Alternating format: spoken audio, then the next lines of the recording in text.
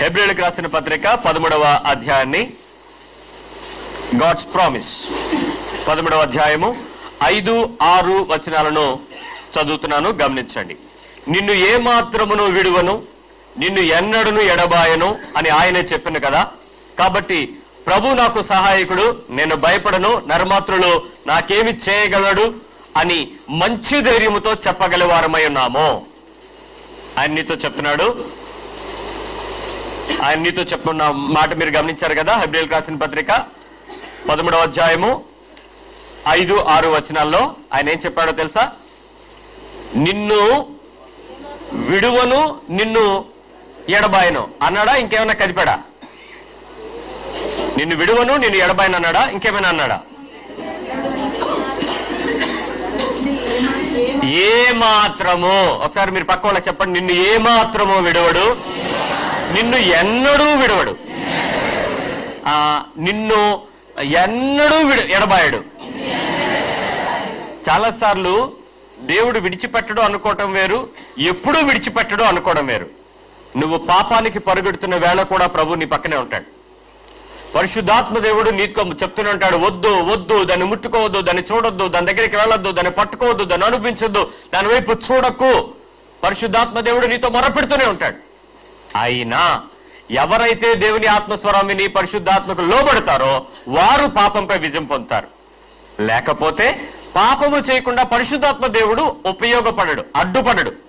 ఎందుకంటే నాకు స్వంత ఇచ్ఛ ఉంది, శరీరేచ్ఛ ఉంది, నాకు స్వంత ఉద్దేశాలు కలిగి ఉన్నాను, కాబట్టి నేను పరుగులు పెట్టి చేయబోతూ ఉంటాను. కానీ పరిశుద్ధాత్మ దేవునికి సహాయం అడిగి, ప్రభువా నన్ను అప్పగించుకుంటాను, please guide me, please help me అని మనం అడిగినట్లయితే అప్పుడు పరిశుద్ధాత్మ దేవుడు మనల్ని ఏం చేస్తాడంటే ఆదుపు తీసుకుంటాడు. మన మీద పూర్తి స్థాయి అధికారాన్ని తీసుకుని మనకు ఆ తప్పు చేయనివ్వకుండా ఆపడానికి సహాయపడతాడు. ఆయన అంటున్నాడు, నిన్ను ఎన్నడూ ఎడబాయడు, నిన్ను ఏమాత్రమూ విడవడు. మళ్ళీ చెప్పండి ఒకసారి. ఏమాత్రమూ విడవడు అంటే నువ్వు చేస్తున్న చిన్న చిన్న తప్పుల దగ్గర ప్రభున్నాడు. పెద్ద పెద్ద బలహీనమైన పరిస్థితుల్లో కూడా ప్రభు నీతో ఉంటున్నాడు. నువ్వు చేయాల్సిన పని ఏంటంటే, దేవుడు ప్రభు నాకు సహాయుడు. చెప్పండి ఒకసారి. ప్రభువే నాకు సహాయకుడు, నేను భయపడను. మనుషులు నన్ను ఏం చేస్తారు? మనుషులు ఏం చేస్తారో చెప్పనా? తీర్పు తీరుస్తారు. నువ్వు ఎలాంటి దానివి, నువ్వు ఎలాంటి వాడివి, నువ్వేంటి, నీ భక్తి ఏంటి, నీ జీవితం ఏంటి, నీవేం ప్రార్థన చేస్తావు, నువ్వేమి క్రైస్తవుడివి, నువ్వా నువ్వా నువ్వా మనుషులు నిన్ను అంటారు. అప్పుడు నువ్వేమనాలి? నా ప్రభువు నన్ను విడిచిపెడితే బాధపడాలి, నా ప్రభువు నన్ను తీర్పులోకి తీసుకొచ్చినప్పుడు నేను దుఃఖపడాలి, కానీ మనుషులు నన్ను ఏం చేయగలరు? వాళ్ళు అలాగే అంటారు. నేను మాత్రం ప్రభు నన్ను విడిచిపోడు కాబట్టి నేను ప్రభుతోనే ఉంటాను, ప్రభు నాతోనే ఉంటాడని ధైర్యాన్ని చెప్పుకోవాలి. చాలాసార్లు సందర్భాలు వచ్చినప్పుడు మన లోకమంతా ఖచ్చితంగా మిమ్మల్ని ఏమంటుందో తెలుసా? యేసు ప్రభుని వాళ్ళు ఎప్పుడు చర్చిల్లో ఎరగరు, వాక్యం చదవరు, అలాగని వాళ్ళకి దేవునితో తాకబడిన పరిశుద్ధాత్మతో నింపబడిన అనుభవాలు ఏమీ ఉన్న వాళ్ళకి. కానీ క్రైస్తవులు ఎలా జీవించారో వాళ్ళు చెప్తారు బయట వాళ్ళు నిన్ను తీర్పులు తీరుస్తారు. అప్పుడు నువ్వు తెలియాలి, ప్రభు నీతో ఉన్నాడు. నువ్వు భయపడకూడదు, పరిస్థితులను చూసి నువ్వు వేదన చెందకూడదు, మనుషుల మాటలను చూసి అవమానానికి కృంగిపోవద్దు, ధైర్యంగా నిలబడు. ప్రజలు అంటారు, మనుషులు అంటారు, నిన్ను నలగొట్టాలని చూస్తారు. నువ్వు సిగ్గుపడితే, నువ్వు నవ్వుతూ ఉంటే, నువ్వు భంగపడితే, నువ్వు అవమానపడితే వాళ్ళు ఆనందించడానికి వాళ్ళకి ఇష్టమవుతుంది. కానీ నరమాత్రులు నన్ను ఏం చేయగలరు? ఆఫ్టర్ ఆల్ వాళ్ళు ఆ మాత్రమే చేయగలరు. కానీ నా ప్రభు అయితే నన్ను ఎప్పుడు విడువడు, నాతోనే ఉంటాడు, నన్ను ఎన్నడూ ఎడబాయడు, నా పక్షంగా ఉంటాడు, నన్ను ధైర్యపరుస్తాడు, నన్ను బలపరుస్తాడు, నన్ను నడిపిస్తాడు, నన్ను విడిపిస్తాడని ఎప్పటికీ కూడా నా ధైర్యంతో చెప్పాలి. ఒకసారి అందరూ చెప్తాను, నన్ను విడువడు, నన్ను ఏమాత్రం విడువడు, నన్ను ఎప్పుడూ వదిలిపెట్టడు, ఎప్పుడు నాతో ఉంటాడు, ప్రభు నాకు సహాయకుడు, నేను భయపడను, మనుషులు నాకేం చేస్తారు, దేవుడే నాకు సహాయము, ఆయనే నాకు యుద్ధం చేయవాడు, ఆయనే నా ముందర నడుచువాడు, నా సైన్యానికి అధిపతి, నన్ను విడిపించువాడు, నన్ను గెలిపించువాడు. ఆమేన్. ఎప్పుడు గుర్తించండి, ఆయన గురించి బైబిల్ చదివేటప్పుడు ఆయన సైన్యములకు అధిపతి అయిన దైవం అని చదువుతాం. అంటే ఏంటంట, సైన్యాలు ఎంతమంది గెలిచినా, ఎంతమంది యుద్ధం చేయడానికి ప్రయత్నం చేసి వాళ్ళందరూ ఉన్నాను బట్టి గుర్రాలను చూసి, ఏనుగులను చూసి, అక్కడున్న రథాలను చూసి నువ్వు వచ్చేపడతావేమో నా సైన్యం ఎంత గొప్పదని.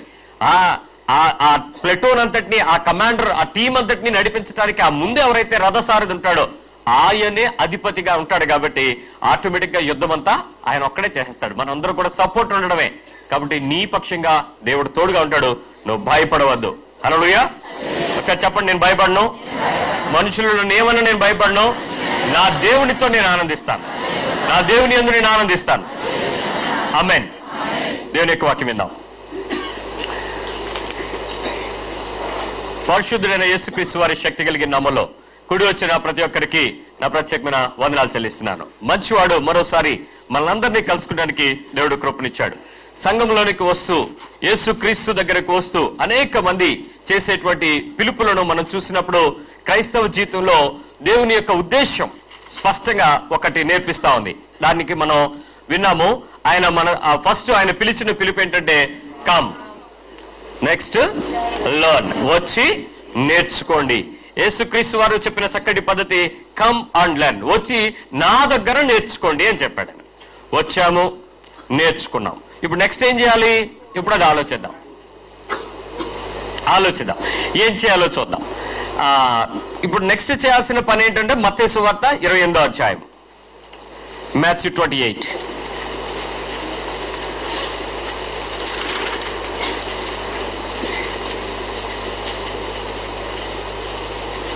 పద్దెనిమిది నుంచి 20 వచనాలు. యేసు వారి దగ్గరకు వచ్చి, మత్తయి సువార్త 28వ అధ్యాయము ఆఖరు అధ్యాయంలో 18వ వచనం చూడండి. ద గ్రేట్ కమిషన్ అని చెప్పేటువంటి చక్కటి మాట ఆయన మనకిచ్చినటువంటి ఒక అభ్యాసమైనటువంటి పద్ధతి ఏంటో తెలుసా? 18 నుంచి కిందకు వచ్చింది. అయితే యేసు వారి యొద్దకు వచ్చి, పరలోకం మీదను భూమి మీదను నాకు సర్వాధికారం ఇవ్వబడింది, కాబట్టి మీరు ఏం చేయాలి? వెళ్ళి సమస్త జనులను శిష్యులుగా చేయండి, తండ్రి యొక్కయు కుమారుని యొక్కయు పరిశుద్ధాత్మ యొక్క నామములోనికి వారికి బాప్తిజము ఇచ్చుచు, నేను మీకు ఏ సంగతులు ఆజ్ఞాపించుతున్నో వాటన్నిటినీ గైకొనవలనని వారికి బోధించండి. ఇప్పుడు ఏం చెప్పాడు ఆయన? గో అండ్ టీచ్, వెళ్ళండి, బోధించండి. మళ్ళీ చెప్పండి. ఒకసారి మీ పక్కన చెప్పండి. వెళ్ళిపోవాలంట, చెప్పాలంట. మళ్ళీ చెప్పండి. ఎవరికి ఎవరు? ఇప్పుడు వెళ్ళాల్సింది ఎక్కడికి, చెప్పాల్సింది ఎవరికి? అక్కడ మనం వచ్చి నిలవబడ్డాం. ఆలోచిద్దాం. దేవుని యొక్క వాక్యము చాలా స్పష్టంగా మనకి విషయాలను తెలియజేస్తూ ఉంటుంది. అయితే దేవుని వాక్యంలో లేనిది, ఒక మర్మమైనది ఎక్కడ కూడా ఉండదండి. అన్ని బైబిల్లో తేటతెల్లంగా చేయబడతాయి. మనం గడిచిన వారం ఒక విషయం అన్నాం. సంఘంలో నుంచి బయటకు వెళ్ళడానికి ఆ సమయం వచ్చేసింది, టైం వచ్చింది, వెళ్ళి వాళ్ళు బోధించాల్సిన పరిస్థితి వచ్చింది అని ఎప్పుడు తెలుస్తుంది? ఒకసారి ఆలోచిద్దాం. చిన్న పిల్లవాడు పుట్టాడు, నా దగ్గరికి తీసుకొచ్చారు, పాస్టర్ గారు బాబు పుట్టాడు. వెరీ గుడ్, దేవునికి స్తోత్రం. ఏం చేయమంటారండి? ప్రార్థన చేయండి, దేవునికి ప్రతిష్ఠ చేసేయండి, మా కొడుకుని పేరు మీరే పెట్టేయండి అన్నారు. వెరీ గుడ్, నేను ప్రార్థన చేస్తాను. ప్రభువా, ఇదిగో నీవు ఇచ్చినటువంటి చిన్న బిడ్డ, పెంచడానికి తెలివి, జ్ఞానము, వివేచన, వాక్యానుసారమైన జీవితం తల్లిదండ్రులకు ఉంచండి. వీడు దేవుని దయందు, పెద్దల దయందు, మనుషుల దయందు వర్ధిల్లిన యేసులాగా వర్ధిల్లటానికి సహాయం చేయండి. తను నేర్చుకునే ప్రతి అంశము దేవునికి ఉపయోగపడే రీతిగా తన భవిష్యత్తు నిర్ణయించుకునేటట్టు కృపలతో నింపండి. నీ ఆత్మ సంబంధమైన ప్రతి వరము ఈ బిడ్డకి ఇవ్వండి అని చెప్పి హృదయపూర్వకంగా విశ్వాసంతో ప్రార్థన చేసి ఆ బిడ్డను తండ్రి యొక్క, కుమారుని యొక్క, పరిశుద్ధాత్మ యొక్క నామమున దేవానికి అప్పగిస్తున్నానని ప్రతిష్ఠ చేసి వాడికి ఒక పేరు పెట్టారు. వాడికి పేరు పెట్టి తల్లిదండ్రులకు చెప్పింది ఏంటంటే, అమ్మ, మీరు మీ ఇంట్లో పేరు పెట్టుకోవడానికి మీ తాతనో, మీ అమ్మమ్మ గారినో, మీ ఇంకెవరినో మీరు పెట్టుకుని ఉంటే అదొక పద్ధతి. మీరు ఎవరికి ఇచ్చారు బిడ్డని? దేవునికి ప్రతిష్ఠ చేయమని దైవ సేవకుడికి ఇచ్చారు. ఇప్పుడు దేవుని సేవకుడు ఎవరికి ప్రతిష్ఠ చేశాడు? కాబట్టి పిల్లవాడిని దేవునికి నచ్చిన పద్ధతిలో పెంచండి అని నేను వాళ్ళకి, ప్రతి తల్లిదండ్రులు ఎవరు పిల్లల్ని అదిగి తీసుకొచ్చినా ఖచ్చితంగా వాళ్ళకి చెప్తాను. తీసుకెళ్లారు. ఎల్కేజీ, యూకేజీ, ఆ తర్వాత కేజీ బరువులు పెరిగిపోయాయి. ఇక అయిపోయింది. చచ్చుకొస్తున్నారు, పిల్లోడిని తీసుకుని చచ్చుకొస్తున్నారు. నెమ్మదిగా 1 year, 2nd year, 3rd year, 5th year వచ్చారు. బాగానే పిల్లలు పెరుగుతున్నారు, స్కూలు పెరుగుతుంది, ఇక్కడ స్టాండర్డ్ పెరుగుతూనే ఉంది. ఎన్ని సంవత్సరాలు పెరుగుతాడు? యూత్లోకి వచ్చేటప్పటికి వాళ్ళు ఒక మాట చెప్తారు తల్లిదండ్రులు వచ్చి, ఏమండి, చిన్నప్పటి నుంచి మా అబ్బాయిని మీరు చూస్తున్నారు కదా, మాట వింటలేదండి, ఎదురు తిరుగుతున్నాడండి, మాటకు మాట సమాధానం చెప్తున్నాడండి, చర్చికి రానంటున్నాడండి, అదేం విచిత్రమో, కొంచెం పాస్టర్ గారు కౌన్సిల్ చెయ్యండి. ఇది కౌన్సిల్, రైట్. ఇక నెక్స్ట్, నేను మాట్లాడతానులేమ్మా, నేను చూస్తానులేమ్మా, పర్లేదులేమ్మా, అవుతాడులేమ్మా, వస్తాడులేమ్మా, ప్రార్థన చేద్దాంలేమ్మా, పాస్టర్ ఎంతకంటే ఏం చెప్తాడు? ఇదే చెప్తాడు. మీకు అదే బాగుంటుంది. ఆ తర్వాత ఆ పిల్లోడు ఎప్పుడో దేవుడు కనికరించి మాట్లాడడానికి కృపించాడు అనుకోండి, వాడు చర్చకు వస్తాడు రెగ్యులర్గా. ఓకే, కొద్ది రోజులు. ఆ తర్వాత పాస్టర్ గారు చిన్నప్పటి నుంచి మీ దగ్గర నుంచి పెరిగాడు, మరి ఆయన అలా వదిలేస్తామా? చూడమా? ఏదో ఒకటి చూడండి, ఏదో ఒకటి చూడండి అంటే ఏం చూడాలి? ఇప్పుడు సంబంధం చూడాలి. సంబంధం కోసం ఎతుకుతాం. ఇక పాస్టర్ గారు చూడండి చూడండి అంటే పాస్టర్ గారు చూడకుండా ఊరుకుంటాడా? అంతకండి కమిషన్లు వస్తున్నాయి ఈ రోజుల్లో.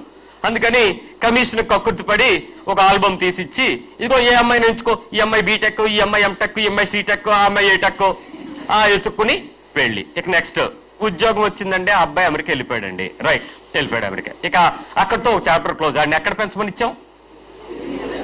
ఎక్కడ పెరుగుతున్నాడు ఇప్పుడు? దేశం దాటి దేశంలో పెరుగుతున్నాడు. ఓకే, ఆడి పని అయిపోయింది. ఇంకొక అమ్మాయి వచ్చింది, సైకిల్ సేమే, చక్రమేం మారదు. పిల్లలు మరి ఎన్ని సంవత్సరాల తర్వాత వారు దేవునికి ప్రతిష్ఠ చేయబడిన వారమని గుర్తెరిగి, మేము దేవుని సంబంధులమని గుర్తెరిగి దేవుని కొరకు సమర్పించుకొని సిద్ధపడతారు? ఆలోచించండి. ఈరోజు మెసేజ్ దేవుడు ప్రతి ఒక్కరితో మాట్లాడుతుండగా మీ హృదయాలు తెరుచుకుని తల్లిదండ్రులు వినండి, చెవులు తెరుచుకుని రిక్కించి యవనస్తులందరూ దేవుని మాట వినండి. నీకెప్పుడు తెలుస్తుంది నువ్వు దేవుని పని చేయాలని? నీకెప్పుడు తెలుస్తుంది నువ్వు చర్చ్ నుంచి బయటకు వెళ్ళాలని? ఎన్ని సంవత్సరాలు నీ విశ్వాస జీవితం లెక్క వేసి చూస్తే నీకు 40, 50, 60, 70, 80 వచ్చినా కూడా బతికి చర్చిలో పడున్నారు. ఏ రోజు ఎవరికి బయటికి వెళ్ళి సువార్త చెప్పడం రాదు. తెలియని వ్యక్తుల దగ్గరికి ఎలా వెళ్ళి పరిచయం చేసుకోవాలో చేత కాదు. తెలిస్తే 100 మంది పాస్టర్లతో సర్క్యులేషన్ తెలిసినట్టు క్యాలెండర్లో ఫోటోలు వేసుకోవడం తెలుసు తప్ప, ఒక చర్చి ప్రోగ్రామ్ ని స్పాన్సర్ చేయడానికి వాళ్ళు ఫోటోలు వేసుకోవడం తెలుసు తప్ప ప్రభు కొరకు పనిచేసే పద్ధతి తెలియదు. మరి ఎప్పుడు తెలుస్తుంది? ఎంతమందికి తెలుస్తుంది? నేను దేవుని సంబంధించిన వ్యక్తిని, ఈ భూమి మీదకి యాత్రకు వచ్చాను, ఈ యాత్ర ముగించి ఒక రోజు వెళ్ళిపోతాను, నా తల్లిదండ్రుల గర్భంలో నుంచి ఇక్కడికి రావడానికి కేవలం దేవుడు కొద్ది కాలానికి ఉంచాడు, ఈ కొద్ది కాలంలో నేను కొన్ని జీవిత ప్రమాణాలను పెంచుకుంటాను, దానికి చదువు, తెలివి, జ్ఞానము, ఆరోగ్యము, వివేచన, రూపము ఇవన్నీ వస్తాయి. ఇవన్నీ వచ్చిన తర్వాత వీటన్నిటిని నేను దేవుని పని కొరకు ఉపయోగించాలి అని ఎప్పుడు తెలుస్తుంది? ఏ తల్లి చెప్పుద్ది? ఏ తండ్రి బోధిస్తాడు పిల్లలకి? ఏ యవనస్తుడికి అర్థమవుతుంది నువ్వు చేయాల్సిన పని దేవుని పనిరా, దేవుని కొరకు నువ్వు సిద్ధపరచబడి భూమి మీదకి వచ్చావని ఎంతమందికి తెలుస్తుంది? మనకు తెలుస్తున్నదల్లా లోకంలో నా పిల్లలు ఎంత మంచి ఉద్యోగం చేయాలి, ఎంత గొప్ప ఉద్యోగంలో ఉండాలి, ఎంత దేశాలు దాటిపోవాలి, మమ్మల్ని పట్టించుకోకపోయినా పర్వాలేదు, గంజి పోయకపోయినా పర్వాలేదు, మా పిల్లలు ఉన్నతంగా ఉండాలి. కానీ దేవుని పనికి మాత్రం అది పెద్ద ఉద్యోగం అనిపించటలా. అంత రిచ్ గా దేవుని పని అంటే అసహ్యంగా ఉంది. అంత అవసరం లేదులే, అది ఎవరో కొంతమంది ఉంటారు వాళ్ళు చూసుకుంటారులే అనేటువంటి ఆలోచనతోనే ఉన్నారు. ఇంకా దాటితే వీళ్ళకి దేవుని పని అంటే ఏంటంటే డబ్బులు ఇచ్చేయడం. టైత్ ఇచ్చేస్తున్నామండి, ప్రతి నెల మేము దశమ భాగం ఇస్తానండి. అయ్యా, మీ దశమ భాగాలు కొంతమంది దిక్కుమాలిన దైవజనులు అడుక్కుంటారు, దేవుని బిడ్డలు అడుక్కోరు. దేవుని సంఘమునకు అడుక్కోవాల్సిన పని లేదు. నీవు దశమ భాగం ఇచ్చేయడమే దేవుని యొక్క పరిశుద్ధత నువ్వు అనుకుంటే అది భ్రమలో నువ్వు నడుస్తున్న ఆత్మీయ జీవితం కలిగి ఉన్నావు. అది కాదు దేవునికి ఉద్దేశం. దేవుని ఉద్దేశము దేవుని కొరకు సంఘముగా జరిగించాల్సిన పనుల కొరకు ఆ ధనం ఉపయోగించబడుతుంది. సంఘముకు చాలా కార్యక్రమాలు ఉంటాయి, సంఘం పట్ల దేవుని యొక్క దర్శనాలు వేరుగా ఉంటాయి. సంఘ దర్శనానికి ధనం అవసరమైనప్పుడు ఆ ధనాన్ని ఉపయోగించుకోగలుగుతారు. వనరులు అవసరమైనప్పుడు వనరులు కొనుక్కోవడానికి ఉపయోగపడుతుంది ఆ ధనం. అంతేకాదు దేవుని సంఘానికి వ్యక్తులు అవసరమైనప్పుడు మాత్రం పనివారి కొరత స్పష్టంగా కనపడతా ఉంది. ఇప్పటికీ పనివారు లేరు, నమ్మకమైన పనివారు లేరు. కోతకు పనివారిని పంపమని తండ్రిని వేడుకోమని చెప్పి యేసుప్రభువు వారు చెప్పారు. శిష్యులు వేడుకున్నారు, అపోస్తలులు వేడుకున్నారు, జనమంతా వేడుకుంటూనే ఉన్నారు. ఇప్పటికే సంఘంలో ఎవరు తయారవట్లేదు. అంటే మన ప్రార్థన తప్ప? దేవుడు మన ప్రార్థనలకు సమాధానాలు ఇవ్వడా? ఆ పనివారిని పంపడానికి తయారు చేయలేడా? ఆ పనివాడిని నువ్వు ఎప్పుడు గుర్తిస్తావు? ఆలోచిస్తే సంఘం అంతటికి తెలియాల్సిన విషయం ఏంటంటే, కాలమంతా సంఘంలో గడిచిపోయి చచ్చిపోయే వాళ్ళు ఉన్నారు, కానీ చచ్చిపోతున్నారు ఇక్కడే సంఘంలోనే ముసలాడు. ఒక పాస్టర్ గారు అన్నారు, నేను నిజంగా ఆ పాస్టర్ గారిని బట్టి నేను చాలా సంతోషిస్తున్నాను. ఈయన జీవితం నా దగ్గర ప్రారంభమై నేనే ఆయనకు మొన్నేసాను బాబు అన్నాడు ఒకరోజు. ఆయనకు ప్రారంభంగా ప్రతిష్ఠ చేసినప్పటి నుంచి ఆయన సమాధిలో పెట్టి మట్టేసినంత వరకు ఆయన చూశాడంట అతని జీవితం. అప్పుడు అడిగాను, పాస్టర్ గారు ఈయన ఏమన్నా సంఘానికి ఉపయోగపడతాడా అని. చర్చికి ఎప్పుడైనా ఉపయోగపడ్డా అంటే, చర్చికి రెగ్యులర్గా వస్తాడండి ఈయన అన్నాడు. అంటే ఇంకేం చేయడా? ఏం చేయడం అంటే ఎలక్షన్లు అప్పుడు ముమ్మరిగా విరివిగా పాల్గొనేవాడు అనేవాడు. ఏ ఎలక్షన్లు? చర్చ్ ఎలక్షన్లు ఉంటాయి అవి. ఇంకేం చేయడా అని. ఏం చేస్తాం బాబు, వీళ్ళతో ఏం చేయించుకుంటాం, వీళ్ళకి ఏమన్నా దర్శనమా పోడా, చర్చిలోకి రావడం ఎంటం వెళ్ళిపోవటం, ఇంకేం ఉండేది కాదు ఈయనకి అనేవాడు. అని చెప్పిన తర్వాత ఇద్దరు ఒకే వేదిక మీద ఆయన జ్ఞాపకార్థ కూటంలో కూర్చున్నాం. ఇన్ని సాక్ష్యం చెప్పిన ఈ పెద్ద పాస్టర్ గారు అక్కడ ఏం చెప్పాలి? ఇన్ని అలాంటి చెప్పాలా? ఏం చెప్పాడు తెలుసా?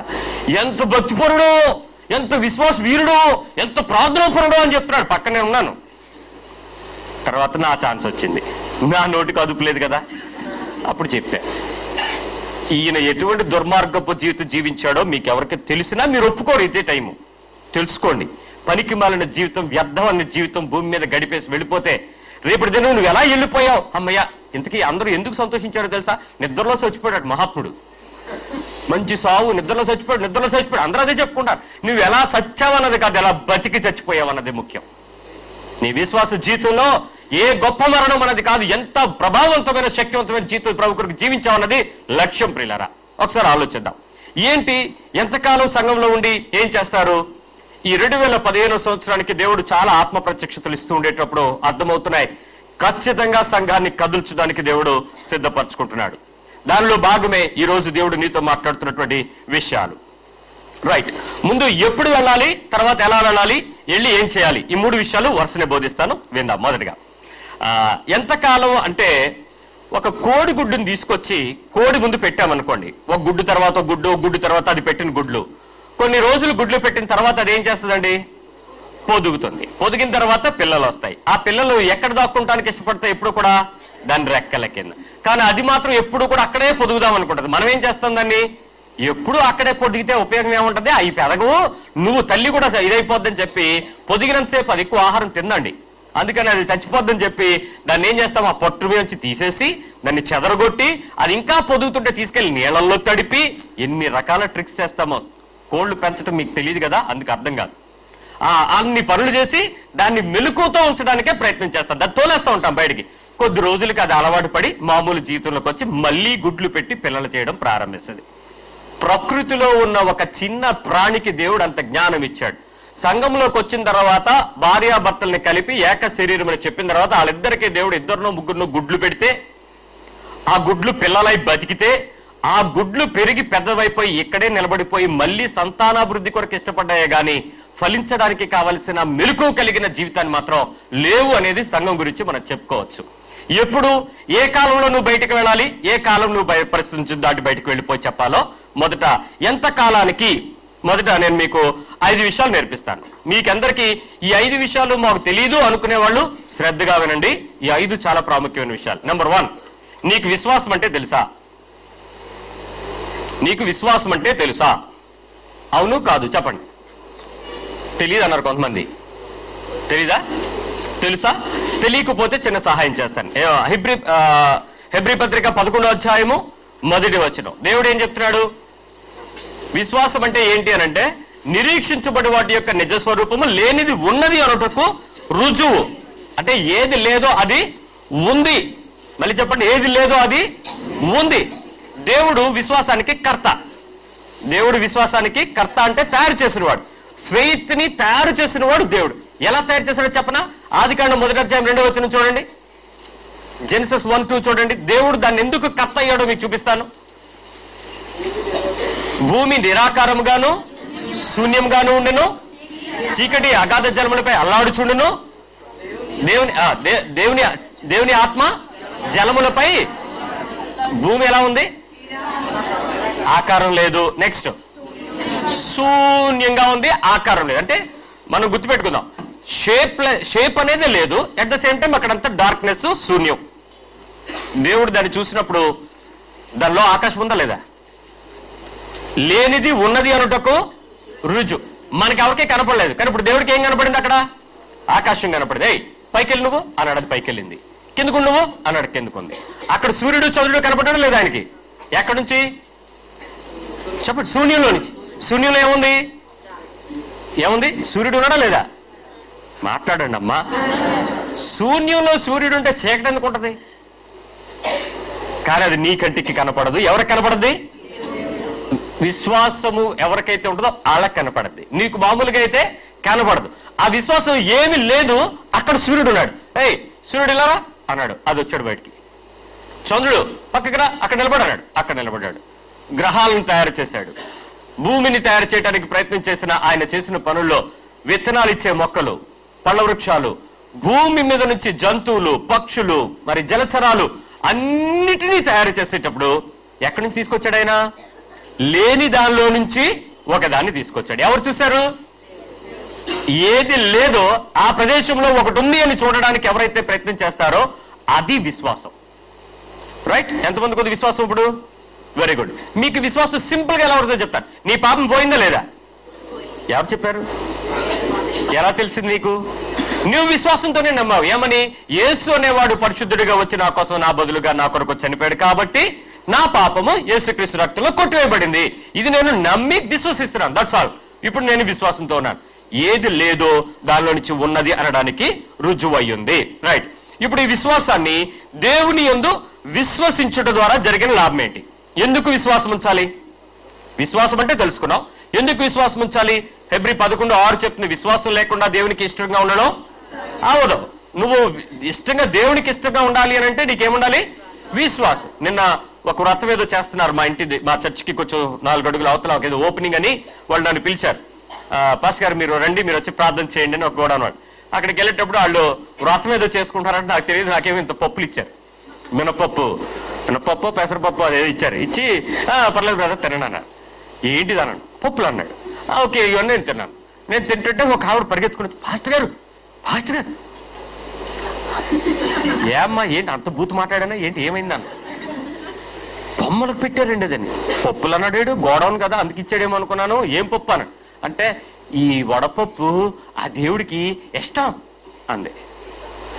ఒక్కొక్క దేవుడికి ఒక్కొక్కటి ఇష్టం. ఏంటి? తినే పదార్థాలు ఇష్టం. విశ్వాసంగా ఉండడం ఇష్టం కాదు ఆ దేవుడికి. ఈ దేవుడికి తినే పదార్థాలంటే ఇష్టం కాదు, నువ్వు బ్రతికే పదార్థాలంటే ఇష్టం. దేవుని స్తోత్రం. నువ్వు ఎలా బతకాలో ఎలా జీవించాలో మాట్లాడిన దేవుడు ఈయన ఒక్కడే. అప్పుడు అర్థమైంది. ఆవిడ చెప్పాను, అమ్మ అదేట్రా బొమ్మ, ఎంత పోసు ముద్ర చిలా పిసికిస్తే దేవుడు అయిపోతాడేంటి, నువ్వెందుకు భయపడతావు అన్న. అంటే అలాగంటారా అంది. దా ఏముంటే తిందాం, ఆకలేస్తాను. మనుషులు భయపడతారు, విగ్రహాలు విగ్రహాలు విగ్రహాలు. లోకంలో విగ్రహం అంతా వట్టిది. That is faith. విశ్వాసాన్ని ఆపరేట్ చేయి. అయితే విశ్వాసం ఉంచితే ఏమవుతుంది? దేవుని యందు మనము ఇష్టలుగా మారుతాం. యోహాను సువార్త 8:24 చెప్తుంది. జాన్ 8:24 చెప్తుంది, నేనే ఆయననని మీరు విశ్వసించినట్లే చనిపోరు, నిత్య జీవంకి వెళ్తారు. మనం విశ్వాసం ఉంచకపోతే మరణం. యేసే నిత్య జీవానికి కారకుడని మనం ఏం చేయాలి? నమ్మి విశ్వాసాన్ని కలిగి ఉండాలి. సో మొదటి విషయం బైబిల్ చెప్తుంది, ఎట్టి పరిస్థితుల్లోనూ మనం ఏం చేయాలి? విశ్వాసం ఉంచాలి.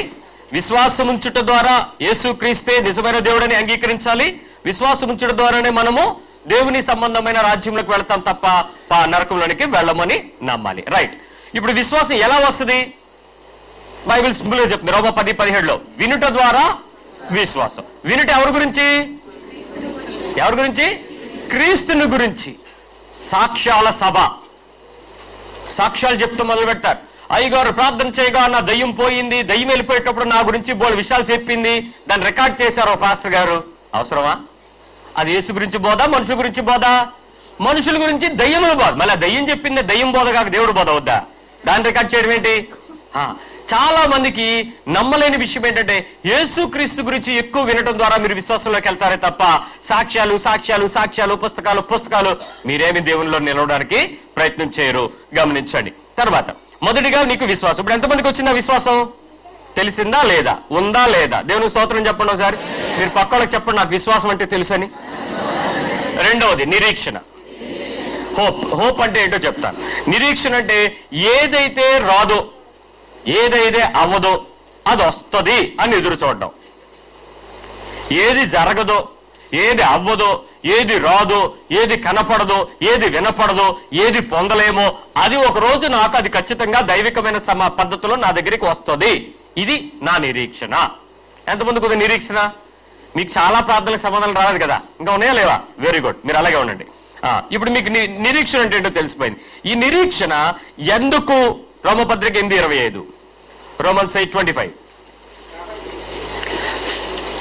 రోమపత్రిక 8:25 చదువుదాం.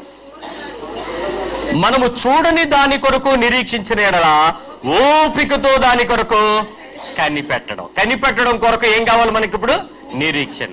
ఇప్పుడు నిరీక్షణ ఎలా ఉండాలంట? చూడని దాని కొరకు ఓపికతో కనిపెట్టండి. శూన్యంలో ఉంది, దాన్ని మీరు తీసుకోవడానికి విశ్వాసం ఉపయోగపడింది.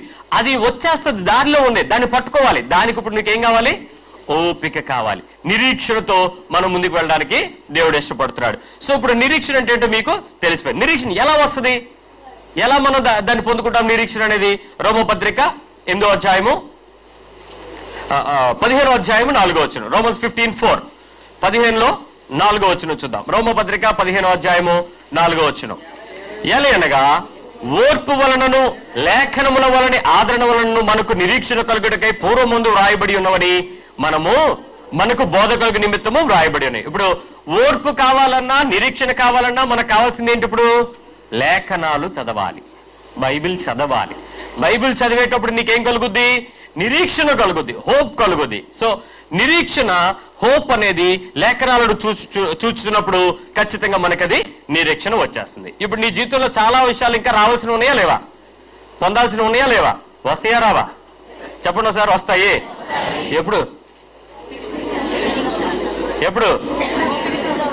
రేపు. చెప్పండి. రేపు. రేపు. రేపు రాకపోతే ఎల్లుండి. చెప్పండి. ఎల్లుండి రాకపోతే అవతల వారం. ఆ వారం రాకపోతే వచ్చే నెల. వచ్చే నెల రాకపోతే వచ్చే సంవత్సరం. వచ్చే సంవత్సరం రాకుండా రాకపోతే పై భూమి మీద రాకపోతే పరలోకంలో వస్తుంది. గ్యారంటీయా? గ్యారంటీ. అనుమానం ఏమనుందా? భయం ఏమన్నా? డౌట్ ఏమైనా ఉన్నాయా? ఖచ్చితంగా నీకు వస్తుందా రాదా? That is what faith. ఇప్పుడు హోప్. మొదటికి నీకు విశ్వాసం తెలిసిపోయింది, ఇప్పుడు 2 తెలిసిపోయింది. ఏంటి? చెప్పండి ఒకసారి. పక్క వాళ్ళకి నిరీక్షణ తెలిసిపోయిందని. నాకు 2 తెలుసు అని చెప్పండి. ఏంటి? Very good. 3వ విషయం ప్రేమ. హబ్బా భలే ఉంది. ప్రేమ. ప్రేమ అంటే ఏంటి? ఎలా ఉంటుంది ప్రేమ? ఒకసారి ఆలోచిద్దాం. ప్రేమించడం తెలుసు, ప్రేమ పొందుకున్న వానికి తెలుస్తుంది. వీటి మధ్యలో బైబిల్ ఏం చెప్తుందో చూద్దాం. 1 కొరింథీ 13వ అధ్యాయము 13వ వచనం. 1 Corinthians 13:13. 3 ఉంటాయి. 3 బాగా బెస్ట్ ఏంటో చెప్పాడో చూడండి. కాగా విశ్వాసము, నిరీక్షణ, ప్రేమ, ఈ 3ను నిలుచును. వీటిలో శ్రేష్టమైంది ఏంటి? ప్రేమ. చెప్పండి ఒకసారి. ప్రేమ. నాకు మొన్న ఒక ఆయన వచ్చి అన్నాడు, అడిగాడు, పాస్టర్ గారు మా అమ్మాయికి ప్రేమ అని పేరు పెట్టండి అన్నాడు. నువ్వు పెట్టేసుకో, నాకు ఇంక నేనెందుకు పెట్టాలి, వెళ్ళిపో అన్న. అలాగే పిలుద్దాంలే అన్నాడు. అలా కాదు, మీరు దాన్ని కన్ఫర్మ్ చేసేయండి అని చెప్తున్నాడు. అలా కాదు, నేను ప్రార్థన చేస్తాను, దేవుడు నాకేం చెప్తే చేస్తాను. నువ్వు పెడదాం అనుకుంటే అయ్యగారు ఈ పేరు మా పాపకి దేవుడు పెట్టమని చెప్పాడని చెప్పు, నేను పెట్టేస్తాను అంటే అంటాడు. శ్రేష్టమైంది నిలిచేది ప్రేమ అన్నాడు కదా సార్. మా అమ్మ ఎప్పుడు నిలిచి ఉండాలని ప్రేమని పేరు పెట్టండి అన్నాడు. కురే నాయన, సమాధానంగా ఉండాలన్నాడికి సమాధానాన్ని పేరు పెట్టాను, సంతోషంగా ఉండాలన్నాడు సంతోషాన్ని పేరు పెట్టాను, సఫలంగా బాగా ఫలించాలన్నాడికి సఫలని పేరు పెట్టాను, హృదయం నిర్మలంగా ఉండాలని చెప్పేవాడికి హృదయాన్ని పేరు పెట్టాను. అది ఎలా ఉండాలనుకుంటున్నాడో అలాగ ఒక పేరు సెలెక్ట్ చేసుకుంటున్నావు. నువ్వేమో మీ అమ్మాయిని ప్రేమ అంటే రేపు పొద్దున్న సినిమాలు దా టైటిల్ అయిపోద్దిరా, మీ అమ్మాయి ఎందుకు వచ్చిన గొడవ, ఇంకేదో కలిపి పెడదాంలేనంటే అప్పుడు అన్నాడు, అయితే ఏం కలుపుతారండి, ఏదైనా కొంచెం ఫ్యాన్సీగా ఉండేలా కలపన్నాడు. ప్రేమకు ఫ్యాన్సీ యాడ్ అయితే ఏమవుద్ది, రోడ్డును పడద్ది. జాగ్రత్త, ప్రేమకు ఫ్యాన్సీస్ లేవు, ఒరిజినాలిటీయే. ఏ రకమైన ఆర్టిఫిషియాలిటీ కలక్కండి, దాన్ని కదపకండి. శ్రేష్టమైనది ప్రేమ. రైట్. ఎందుకు ప్రేమ, ఎలా ప్రేమించాలి, ఏంటి అసలు, ప్రేమించకపోతే ఏమవుద్ది, ప్రేమిస్తే ఏమవుద్ది, అసలు నిజమైన బైబిల్ ప్రేమ ఏం చెప్తుందో చూపించిన 1 యోహాను పత్రిక రండి. 1 John 3:13 3:13 3వ అధ్యాయము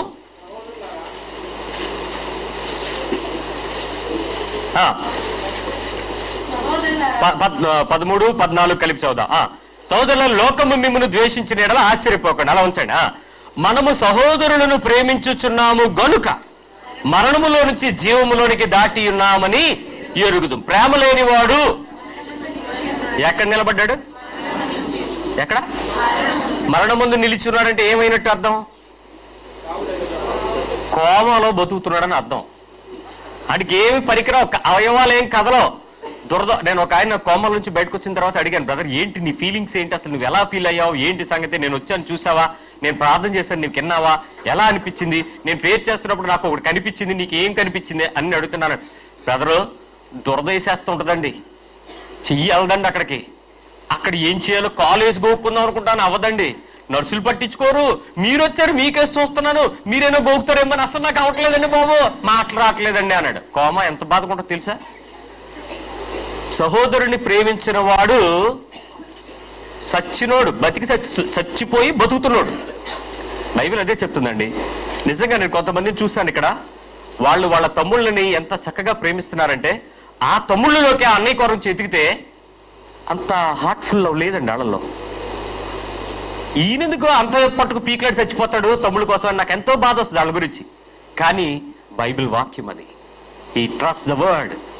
నా వాక్యం చెప్పింది నాకు నా తమ్ముళ్ళని ప్రేమించమని, నా పొరుగు సహోదరుడిని ప్రేమించమని. కాబట్టి అది ఏం చేశాడని నేను చూడండి, నేను ప్రేమిస్తానంతే. ఆయన బ్రతుకంతా ప్రేమించడంతో సరిపోయింది. That's I heads of you brother. ఎందుకంటే బైబిల్ చెప్తున్న ప్రేమ నీవు క్రీస్తునందు చూపించే ప్రేమ, అది ఇంకేం లేదు, దానిలో కండిషనే లేదు. కక్ష పెట్టుకోవాలంటే, ప్రతీకారం తీర్చుకోవాలంటే, తప్పులు ఎతకాలంటే ఎన్ని దొరకమండి బయటికి. కానీ ప్రేమ అన్నింటినీ కప్పుకుంటుందని చెప్పినట్లు అన్నింటినీ తాడుకుంటుంది, అన్నింటిని ఎదుర్కొంటుంది, అన్నింటిని భరిస్తుంది, అన్నింటినీ సహిస్తుంది, దీర్ఘకాలం ఉంటుంది, డమ్మంగా ప్రవర్తించదు. ఎన్ని పద్ధతుల్లో ప్రేమించే పద్ధతి ఏంటండి అసలు? That's what a real love. అంతేగాని నా పేరులో ప్రేమ బాబు ఉన్నాడా, మా అమ్మాయి పేరుకు ప్రేమ వెళ్ళి ఉందా, అవి కాదు కావాల్సిన ప్రేమలు. ఖచ్చితంగా బైబిల్ చెప్తుంది ఎలాంటి బ్రతికుండే ప్రేమ. ఒకసారి చూడండి ఎలా ఉందో. ఈరోజు మనం ప్రేమించడం తెలుసు, ఎలా ప్రేమించాలో తెలుసు, ప్రేమించడానికి మనం ఎలా కలిగి ఉండాలో కొన్ని లక్షణాలను వేసుకోవడం తెలుస్తుంది. కానీ దైవికమైన ప్రేమ నీ సహోదరుడిని నువ్వు ప్రేమించేటప్పుడే అప్పుడు నువ్వు ఎలాగ నిజమైన దేవుని ప్రేమను కనపరుస్తావు అనేది తెలుస్తుంది. ఇక్కడ ఎంతో మందికి మీకు అక్క చెల్లెలు ఉన్నారు, అన్నదమ్ములు ఉన్నారు, రక్తబంధువులు ఉన్నారు, స్నేహితులు ఉన్నారు, పొరుగువారు ఉన్నారు. వాళ్ళతో మీరు అందరితో కూడా ఇలాంటి ప్రేమను చూపిస్తున్నారా? లోపల లోపల ఆవేశాలను కట్టలు తెంచుకుంటే సమయం వస్తే బైబిల్ చెప్తుంది మరి నీకు ప్రేమ నువ్వు తెలుసుకున్న దానిలో నువ్వు వర్ధిల్లాలి. Okay, let me quick. మరి ఇప్పుడు ఆ ప్రేమ మనందరికి కావాలంటే ఎలా వస్తుంది చూద్దాం. మీకు 1 యోహాను పత్రిక 4:7 చూడండి. ప్రియులారా, మనము ఒకరినొకరు ప్రేమింతుము, ఎలా అనగా ప్రేమ దేవుని మూలంగా కలుగుచున్నది. ప్రేమించు ప్రతివాడు దేవుని మూలంగా పుట్టినవాడై దేవుని ఎరుగును. దేవుడు ఎవరు? ప్రేమ స్వరూపి. ప్రేమ లేనివాడు దేవునిని నువ్వు నిజంగా ప్రేమించలేవు అని అంటే ఖచ్చితంగా దేవుడిని కూడా నువ్వు ఎరగలేదు. యేసు ప్రభుని తెలుసుకుని ఉండొచ్చు, నువ్వు ద్వేషిస్తూ ఉన్నప్పుడు నువ్వెప్పుడు కూడా దేవుని ప్రేమలో లేవన్న విషయాన్ని నువ్వు గమనించుకో. ఇప్పుడు దాని ప్రకారం మనం చేయాలి. దేవుడు తన ప్రేమను మనందరికీ ఎలా వెల్లడి చేస్తారో మీకు చూపించిన సింపుల్ స్టేటస్ అండి, మీరు ఆశ్చర్యపోతారు. జాన్ 3:16, యోహాను 3:16, దేవుడు లోకమును ఎంతో చిన్నప్పటి నుంచి చదివిస్తాం ఎంతో ప్రేమించాను. ఎంతలాగా ప్రేమించాడు? 1 జాన్ 3:15 చూడండి. ఇక్కడ యోహాను 3:16, అక్కడ 1 యోహాను 3:16 చూడండి. ఈ రెండింటికి లింక్ భలే చక్కగా రాసి పెట్టాడు పరిశుద్ధాత్ముడు. ఆయన తన సహోదరుల నిమిత్తం ఏం పెట్టాడండి? ప్రాణం పెట్టేంతగా ప్రేమ చూపించాడు. ఆయనేమో మనల్ని ప్రేమించి ఇక్కడికి పంపితే ఈయనేమో మనల్ని అందరినీ ప్రేమించి ప్రాణం పెట్టేశాడంట. ఇప్పుడు మనం ఎవరికోసమైనా అలాంటి ప్రాణం పెట్టిన సందర్భం వచ్చిందా? పెట్టాల్సిన సందర్భం వస్తే ప్రాణం తీసామా, ప్రాణం పెట్టేశామా? ఆత్మ పూనినట్టు వాళ్ళ దగ్గర నుంచి మనం అది తెచ్చుకుంటే తప్ప తృప్తి ఉండదే. ఇచ్చుకోవడానికి, వదులుకోవడానికి, తెగించుకోవటానికి, నరుక్కోవటానికి ఎప్పుడు ఇష్టపడమే. కానీ నిజమైన ప్రేమ, రైట్, తెలిసిందా లేదా ప్రేమ? నెంబర్ 1 విశ్వాసం, నెంబర్ 2 నిరీక్ష, నెంబర్ 3 మీకు ఎవరికైనా తెలిస్తే ఈ 3 నాకు తెలిసే అని చెప్పండి. ఈ 3 మీకు తెలిస్తే చెప్పండి మీ పక్కనకి తెలుసని. ఏమేంటి తెలుసు మీకు తెలుసాయా? Very good. 4వ విషయం కొద్దాం. జాయ్, ఆనందం. ఒకసారి చెప్పండి, ఆనందం అనండి. అలా ఆనందం అనకండి, నవ్వుతూ ఆనందాన్ని ఆనందం అనండి. అంటే కామెడీ టీవీలో బ్రహ్మానందం ఫేసులు మారిస్తుంటే ఇక్కడ నవ్వుతారు, కానీ దేవుడి దగ్గరికి వచ్చి ఆనందం అంటే ఆనందం, జాయ్. రోమపత్రిక 14:7 అసలు ఆనందం అంటే ఏడో చూద్దాం. రోమన్స్ 14:7.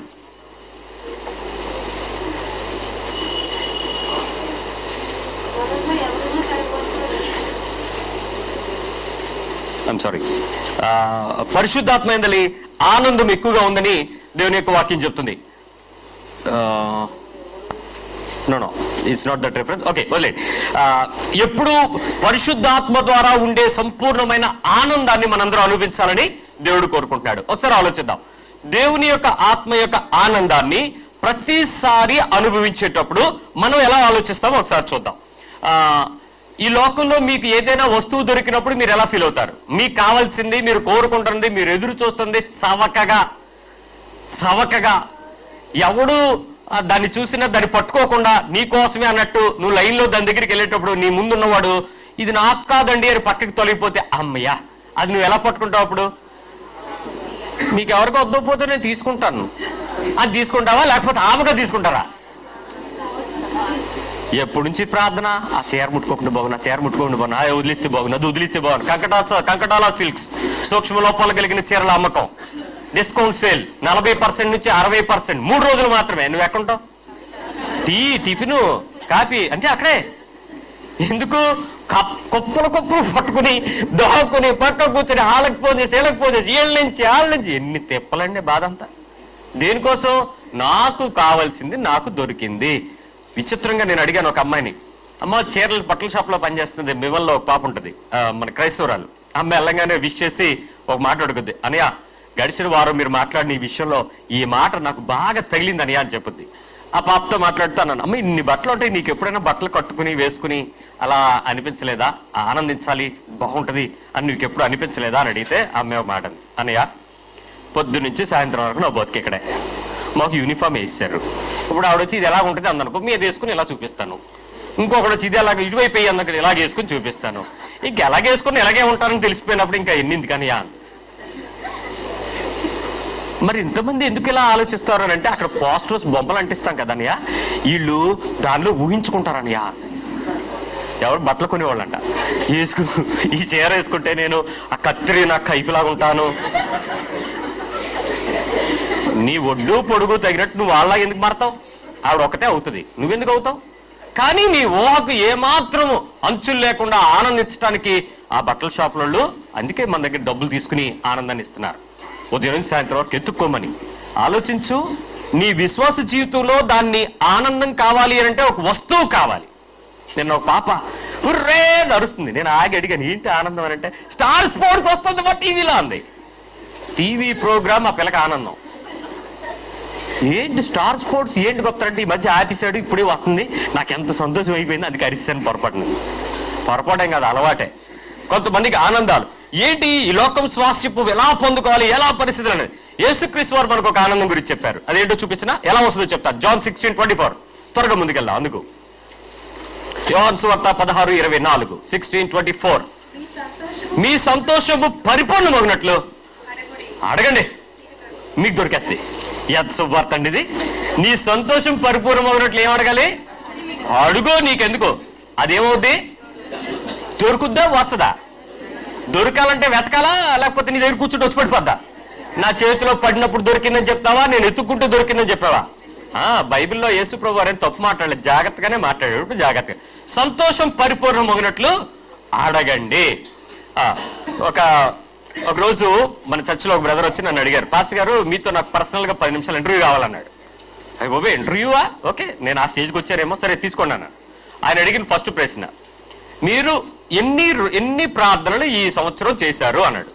అయితే ఆగండి డైరీ తీస్తాను చెప్పి డైరీ తీసి ఇచ్చాను. ఇదిగో చూడండి, ఏ నెలలో ఏం చేశానో, యావరేజ్గా ఈ నెలలో ప్రార్థనలు చేసే సమాధానాలు వచ్చినవన్నీ వేరే చోట రాస్తాను, రానివి నెక్స్ట్ మంత్కి వస్తే ఈ ఎంత ప్రార్థన చేశాను. 293 ప్రార్థనలు ఎన్నో ఉన్నాయి అక్కడికి, అన్ఫుల్ఫిల్ ప్రేయర్స్ అయిపోయింది. ప్రార్థనకి ఎన్ని సమాధానాలు వచ్చాయని అడిగాడు. 7.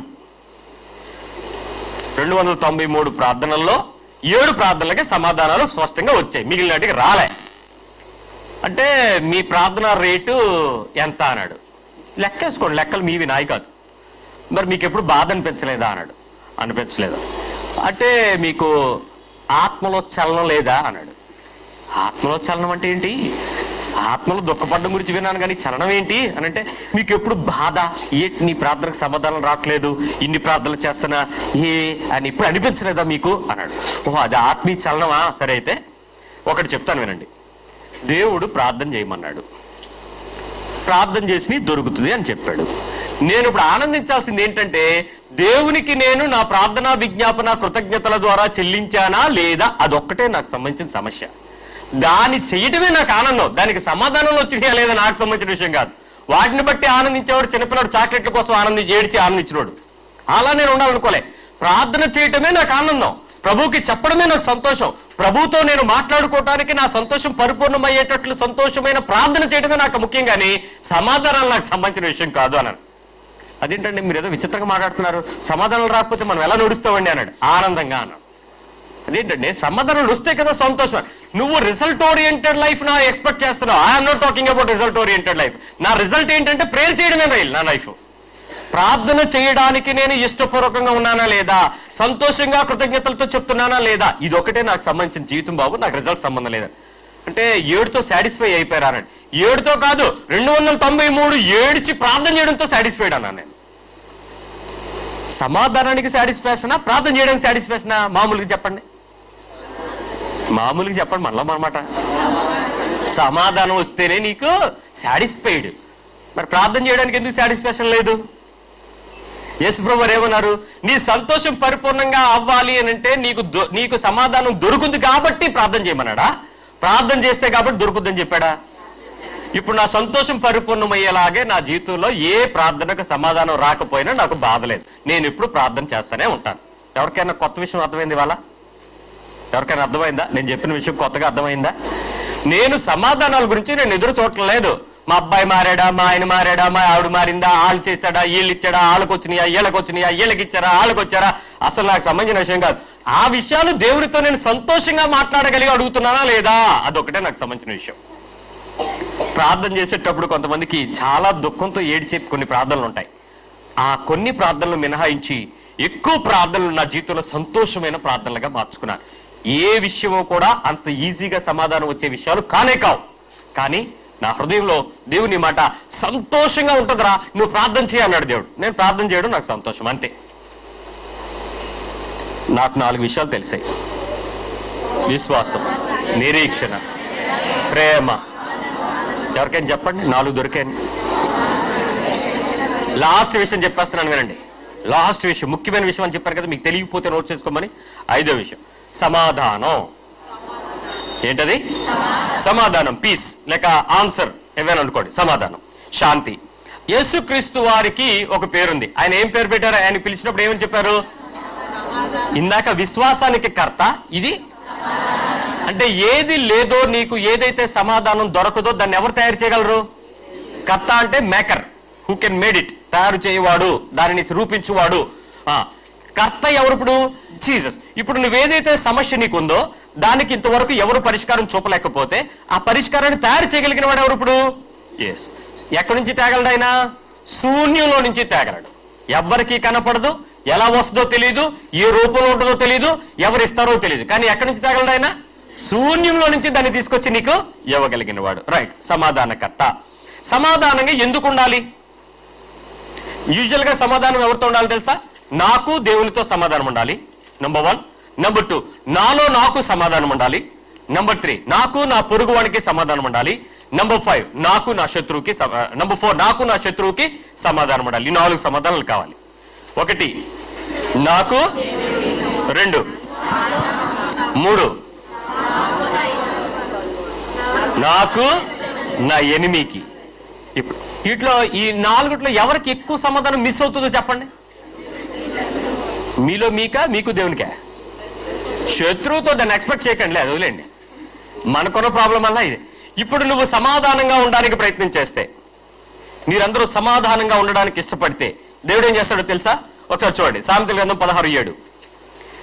Proverbs 16:7.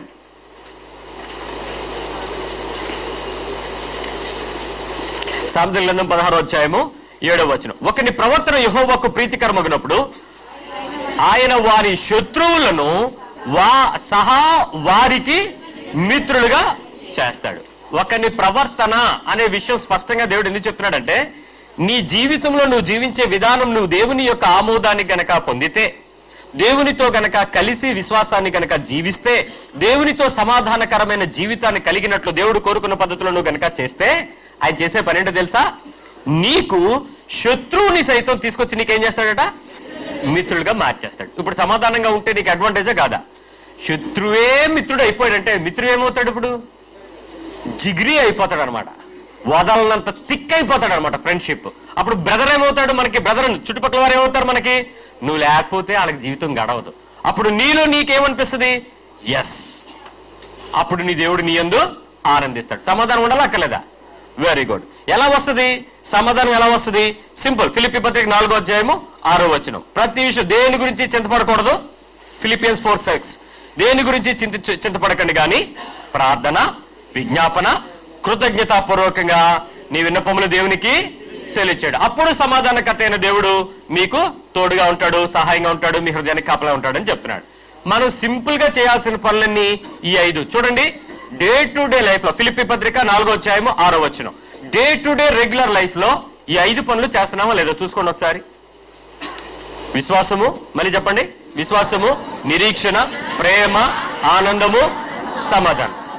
5 ఉన్నాయా లేవా? మనకి ఉన్నాయా లేవా? ఈ 5 ఏం చేయాలి తెలుసా? డెవలప్ చేసుకోవడానికి చర్చకి రావాలి. ఈ 5 నువ్వు తప్పు చేస్తావు, జారిపోతూ ఉంటావు, చెడిపోతూ ఉంటావు, మర్చిపోతూ ఉంటావు, మరి స్లిప్ అయ్యి కొన్నిసార్లు మళ్ళీ రావడానికి ప్రయత్నం చేస్తూ పాకుతూ ఉంటావు. ఆ టైంలో నువ్వు బలపరచబడ్డానికి సంఘంలోనికి రావాలి. ఈ 5 విషయాలే సంఘంలో బోధ చేయబడతాయి ఎప్పటికీ కూడా. నీవెన్ని ప్రయత్నాలు చేయి, ఈ 5 నేర్చుకుంటావు. ఈ 5 నీకు తెలిసిపోయినాయా లేదా? This is the time you have to go. అయిపోయింది. నీకు 5 తెలిసిన తర్వాత నీవు సంఘంలోకి వచ్చి ఆదివారం 1 గంట లేక 1 అరగంట 2 గంటలో నువ్వు ఉండి 6 రోజులు నువ్వు బయటికి వెళ్ళి పనిచేయాల్సిందే. You have this the time you have to go. ఒకసారి మీ పక్కన చెప్పండి, మీరు వెళ్ళాల్సిన టైం వచ్చిందని. కూర్చుంటే కుదరదు, నేర్చుకున్న సరిపోద్ది. మీరు వెళ్ళి బోధించాలి, తప్పదట. ఎవరి కోరిక? పాస్టర్ గారు అన్నారు అనకండి, యేసుప్రభువు వారి కోరిక అని చెప్పండి. రైట్. ఇప్పుడు మనం ఎలా వెళ్ళాలి, ఏం చేయాలి, ఎందుకు చేయాలి? ఇప్పుడు వెళ్ళమని చెప్పాడు. ఎవరి దగ్గరికి వెళ్తారు? పక్కోళ్ళ చర్చికి వెళ్ళిపోండి. మా చర్చికి రండి, మా చర్చికి రండి. ఇప్పుడు ఎక్కడ చూసినా చర్చిలు మారే గోల ఎక్కువైపోయింది. మా చర్చికి రండి, అక్కడికి వెళ్ళకండి, మా చర్చిలో బాగుంటుంది రండి. అయ్యలారా, దయచేసి ఎప్పుడు కూడా ఒక సంఘానికి వెళ్లే వాళ్ళ జోలికి వెళ్ళకండి. మీరు ఖచ్చితంగా వెళ్ళాల్సింది ఏంటంటే నశించిపోయిందని వెతికి రక్షించాలి. ఎవరైతే యేసుని ఇంకా అంగీకరించలేదో, ఒప్పుకోలేదో, విశ్వాసం ఉంచలేదో వాళ్ళ దగ్గరికి వెళ్ళాలి. వెళ్ళి అపోస్తుల కార్యాలు 8వ అధ్యాయము 1-4 మనం చూసినప్పుడు యాక్ట్స్ 8:1-4 చెదిరిపోయినటువంటి ప్రదేశంలో వాళ్ళు వెళ్ళి యేసుక్రీస్తుని ప్రకటించినట్లుగా మనం చదువుతున్నాం. ఆ కాలం ముందు యెరూషలేములో సంఘంలో ఒక గొప్ప హింస కలిగినందున అపోస్తులు తప్ప అందరూ యూదయ సమరయ దేశంలో చెదిరిపోయారు. భక్తిగల మనుషులు స్టెఫెన్ ను సమాధి చేసి అతని గురించి బహుగా ప్రలాపించారు. సౌలు అయితే ఇంటింట ఆ పనులను చేస్తున్నాడు. కాబట్టి 4వ వచనం, చెదిరిపోయిన వారు సువార్త వాక్యమును ప్రకటించుచు సంచారము చేసిరి. ఏం ప్రకటిస్తున్నారు? ఇంకెవ్వరూ కూడా ఖాళీగా కూర్చుని పక్కింట్లోకి వెళ్ళి దండి ప్రార్థనలు కూడుకుందాం ఇక ఆపాల్సిన సమయం. మనం చేయాల్సిన పని ఏంటంటే ఎవరెవరు నశించిపోతున్నారో, ఎవరెవరు యేసును అంగీకరించలేదో వాళ్ళ దగ్గరికి వెళ్ళి మనం ప్రకటించాలి, చెప్పాలి. ఇంకా ఆలస్యం చేయడానికి లేదు. ఖచ్చితంగా సువార్త చేయాలి. సువార్త చేయడం అంటే ఏంటి? అయితే ట్రాక్స్ ఉన్నాయా పాస్టర్ గారు? ప్రతి ఒక్కరు ముందు అడిగేది ఏంటంటే ట్రాక్స్. ఓకే, మీకోసం నేను 10,000 రూపాయలు పెట్టి ప్రింట్ చేసి ఒక ఇన్ని బండిల్స్ ఇక్కడ సర్దాను, మీరందరూ వెళ్ళి చేయండి అన్నాం అనుకోండి. 2 రోజులు చేస్తారు, హుషారు ఉంటుంది. 2 రోజుల తర్వాత వాళ్ళకి ఏమనిపిస్తుంది తెలుసా? వాళ్ళు చేస్తున్నారు కదా, మనం చేయక్కర్లేదులే. మేము వెళ్ళినప్పుడు వాళ్ళ దగ్గర కూడా మీ కాగితాలే కనపడ్డాయి పాస్టర్ గారు, అందుకని ఉండిపోయామన్నాడు ఒక ఆయన. ఎంతసేపు కాగితాలు పంచి పెట్టేస్తే అయిపోద్దా అని అంటే అది సువార్త పరిచర్యలో ఒక పద్ధతి, అంతేగాని అదే సువార్త పరిచర్య కాదు. సో నువ్వు వెళ్లాల్సింది కొంతమంది వ్యక్తులు నీ చుట్టుపక్కల, నీ దూరంగా ఎక్కడెక్కడ ఉన్నారో ఆ ప్రదేశంలోకి వెళ్ళి మనం చెప్పాలి. ఎందుకో తెలుసా? మత్తయి సువార్త 5వ అధ్యాయం 14-15 వచనాలు చెప్తున్నాడు, మీరు వెలుగై ఉన్నారు, కొండ మీద కట్టబడ్డ పట్టణము మరుగై ఉండదని చెప్తున్నాడు. అంటే ఏంటి? మీరు you should show the torch, వెలుగు చూపించాలి, మార్గం చూపించాలి. ఇదిగో ఈ దారిలోకి మేము వెళ్తున్నాం, ఈ దారిలో దేవుడు ఉన్నాడు, ఈ దారిలో దేవుని సన్నిధి ఉంది, దయచేసి మీరు కూడా ఫాలో అవ్వండి. మీరు టార్చ్ అవ్వాలి, వెలుగు చూపించే దిక్సూచులుగా మారాలి. అది ఖచ్చితంగా వాళ్ళు చేయాల్సిన పని. 3వ విషయం ఏంటంటే నమ్మకమైన వారితో చెప్పి వారిని బోధకు అప్పగించినట్లు 2 తిమోతి 2:2 చెప్తున్నాడు. నమ్మకమైన వ్యక్తుల్ని పిలిచి, ఇదిగో మీ నమ్మకత్వానికి బట్టి మిమ్మల్ని ఈ వాక్యము ప్రకటించడానికి మీకు అధికారం ఇస్తున్నాను, మీరు వెళ్ళండి, మీ ప్రాంతంలో పరిచయం స్టార్ట్ చేయండి, ఆ ప్రదేశంలో బోధ స్టార్ట్ చేయండి, ఈ ప్రదేశంలో మీరు కొంతమందిని కలుసుకుని వారికి సువార్త చెప్పడం ప్రారంభించండి, ఆ ప్రదేశంలో కొంతమంది బలహీనులు ఉన్నారు, వాళ్ళకి బలం ఇవ్వండి. నమ్మకమైన పనివారు వచ్చి ప్రభు మేమున్నామని సంఘంలో మీరు అప్పగించుకుని ప్రభు పనికి నడిపించబడాలి. లేదు సగ నాయకులు మిమ్మల్ని ఎంపిక చేసినప్పుడు మీరు దానికి లోబడి వచ్చి ఆ కార్యక్రమాలన్నింటిలో మీరు దేవుని పక్షంగా తీసుకొని చేయాల్సిన పరైనది. ఒక మాట, ఈ విషయాలు కాలం సమీపించిందని తెలిసి వెంటనే చేయాలి, కానీ కాలం విషయంలో మనము అశ్రద్ధ చేస్తే మాత్రం దేవుడు లెక్క అడుగుతాడు. పిల్లరా, పర్వాలేదు ఇంకా టైం ఉంది, అప్పుడే కాదులే, ఇప్పుడే ఏముందలే అని చెప్పి. ఇప్పుడు ఒకసారి చూడండి, క్రిస్టియన్స్ అందరికీ తండ్రి ఒకే విషయం చెప్పాడు. క్రిస్టియన్ ఫాదర్స్ పిల్లలకి ఏం చెప్తున్నారు? ఆయన చిన్నపిల్లలని మీరు లేటుగా వెళ్ళండి, పెద్దోళ్ళు కాదు తొందరగా వెళ్ళండి, ముసలోళ్ళు త్వరగా వెళ్ళండి అని ఏమైనా చెప్పాడా? తండ్రి ప్రతి ఒక్కరికి కామన్ కాలింగ్ ఇచ్చాడు. ఇప్పుడు మనము మన పిల్లలకి, మన కుటుంబానికి మనం ఏం కాలింగ్ ఇవ్వాలి? This is the time you have to go out. బయలుదేరండి, వెళ్ళండి, మాట్లాడండి, చెప్పండి, క్రీస్తు గురించి ఇతరులకు చెప్పండి. మిమ్మల్ని ఖచ్చితంగా అక్కడికి చెప్పాలి. ఇప్పుడు మనం మన పిల్లల్ని ఏం చేస్తున్నామో చెప్తాను చూడండి. బైబిల్ చదువుకో, బైబిల్ బాగా చదువుకో, బాగా ప్రార్థన చేసుకో, నువ్వు చర్చికి రెగ్యులర్గా వెళ్ళు, మరి నువ్వు బైబిల్ బాగా ప్రార్థన చేసుకుని చదువుకుని ఉపవాసం కూడా అప్పుడప్పుడు ఉండాలి. అప్పుడు ఏమొస్తుంది చెప్పండి? ఏమొస్తుంది? మంచి చదువు వస్తుంది, తర్వాత మంచి ఉద్యోగం వస్తుంది, మంచి భర్త వస్తాడు, భార్య వస్తుంది, ఆ తర్వాత నువ్వు మంచిగా ఉంటావు. మీ పిల్లలకి ఇంతకు మించి ఏమైనా చెప్తున్నారా? ఎనీ పేరెంట్ ఇంతకు మించి ఏమైనా చెప్తున్నారా? ఈరోజు క్రైస్తవ సంఘము సచ్చుబడిపోయి, కుంటుబడిపోయి, పెరాలసిస్ వచ్చిన ఆడు 14 సంవత్సరాలు కాలం పక్కన పడున్నట్టే చర్చిల్లో పడుంటున్నారు అంతే. ఏమన్నంటే అలా నా పాస్టర్ దయ్యాలు కొడతాడు, అలా నా పాస్టర్ కచ్చి వేస్తే లేచాడు, ఇలా నా పాస్టర్ నూనె రాస్తేనే లేచాను, ఈ చెప్పుకుంటున్నారు. చెప్పుకునేది అది కాదండి. నశించిపోతున్న వారు ఉన్నారు, వాళ్ళ దగ్గరికి కదిలి వెళ్ళండి. పిల్లలారా కదలండి, తండ్రులారా మనం చేయలేకపోయాం, మన పరిస్థితులు లేకపోయాం, మీ పిల్లల్ని ప్రోత్సహించి పంపడం ప్రయత్నం చేయండి. ఇది దేవుని పిలుపు. మనం చెప్పేవి వేరేగా ఉన్నాయి. మంచి మంచి మంచి మంచి అన్ని మంచే, నీకు కావాల్సిన చెడ్డదేం వద్దు. మళ్ళీ దేవుడు అన్ని మంచిగా ఇస్తాడు. ఇంతకీ నీ భక్తి ఫార్మేట్ యొక్క అల్టిమేట్ రిజల్ట్ ఏంటంటే ఏదో ఒకటి పిండేసుకుని గుంజేసుకుని ఆనందించేద్దామని. ప్రభు కొరకు కష్టపడదాము, ప్రయాసపడదాం, ప్రభు కొరకు మనం నిలబడి జీవిద్దాం. ఆలోచన లేకపోతే ఎలా అండి? ప్రయత్నించండి. ఇప్పుడు దేవుని తెలియని వాళ్ళ దగ్గరికి వెళ్ళండి, దేవుడు లేని వారి దగ్గరికి వెళ్ళండి. రక్షణ గురించి, దేవుని యొక్క రక్షణ ఎంత ఉపయోగమో వాళ్ళకి తెలియచేయండి. దేవుని సంపూర్ణమైన క్షమాపణను వాళ్ళకి తెలియచేయడానికి ప్రయత్నించండి. This you have to go. ఎవరు వెళ్తారు? ఇప్పుడు ఆలోచించాలి. మనం ఎప్పుడు ఎలా ఆలోచిస్తామంటే హాయిగా ఇంట్లోనే ఉండాలి, ఇంట్లోనే ఉంచాలి. మొన్న ఒక తమ్ముడు చెప్తున్నాడు, అన్నయ్య మరి మీరేమనుకోకండి అన్నయ్య, నేను 8:30 కల్లా మధ్యలో ఎంత టైం అయినా వెళ్ళిపోవాలని ఇంటికాడు. ఏంటనంటే మా అమ్మగారు అసలు ఊరుకోరు అన్నయ్య. ఏంట్రా ఎందుకు ఊరుకోరు? నువ్వు చర్చికే కదా వచ్చావు, దేవుని కార్యక్రమాలనే కదా అన్నట్టు. అంటే అవి పాస్టర్లకు సంబంధించిన పనులు, మనం విశ్వాసులు ఎంతవరకు ఉండాలి అంతవరకే ఉండాలి, నువ్వు మర్యాదకు 8:45 కల్లా ఇంట్లో ఉండాలి అని చెప్పారంట వాళ్ళ అమ్మగారు. వాళ్ళ తాతగారు పెద్ద చర్చికి పెద్ద పాస్టర్ అండి. వాళ్ళ అమ్మగారు మంచి కండిషన్ పెట్టి పంపించారు పిల్లలకి. నీకు సంబంధం లేదు, దూరకో, నువ్వు వచ్చేసి కంట్రోల్లో ఉండు. మనం ఇంట్లో ఉండాలి, మన పిల్లలు ఆరోగ్యంగా ఉండాలి, మనమందరం క్షేమంగా ఉండాలి, మనందరం బాగుండాలి. చేస్తున్నాడు చచ్చిపోయినా బాధలేదు, మీరు ఆనందంగా ఉండాలి. ప్రభు కోరుకుంటున్నాడు. సంఘానికి హింస వచ్చినా కూడా వాళ్ళు మానలేదు, ప్రకటించడానికి పరుగులెత్తారు. కాబట్టి వెళ్ళండి. నువ్వెంతసేపు నీ జాబు, నీ డబ్బులు, నీ ప్రమోషన్లు, నీ జీవితకాలం ఇక్కడే గడిపేస్తావు. కనీసం ఆ ప్రదేశంలోనైనా క్రీస్తుని ప్రకటించడానికి మిమ్మల్ని మీరు సిద్ధంగా ఉండండి. మీరు ఒక ఫ్యామిలీ అంతా కూడా టూర్లు, పిక్నిక్లు, విలాసవంతమైన జీవితాలకు మీరు ప్లానింగ్ వేసుకుంటున్నారు. దాటి ప్రభు కొరకు పనిచేయండి. Just do something for God. ఏమీ చేయలేకపోయినా మీకు చిన్న సలహా చెప్తాను. ఒక క్యాలెండర్ కొనండి, ఒక క్యాలెండర్ పట్టుకోండి. క్రిస్టియన్ వాక్యం ఉన్నటువంటి క్యాలెండర్. ఫోటోలు ఉన్నాయి, కొనకండి దయచేసి. ఏ ఫోటోలు? ఫ్యామిలీ ఫోటోలు.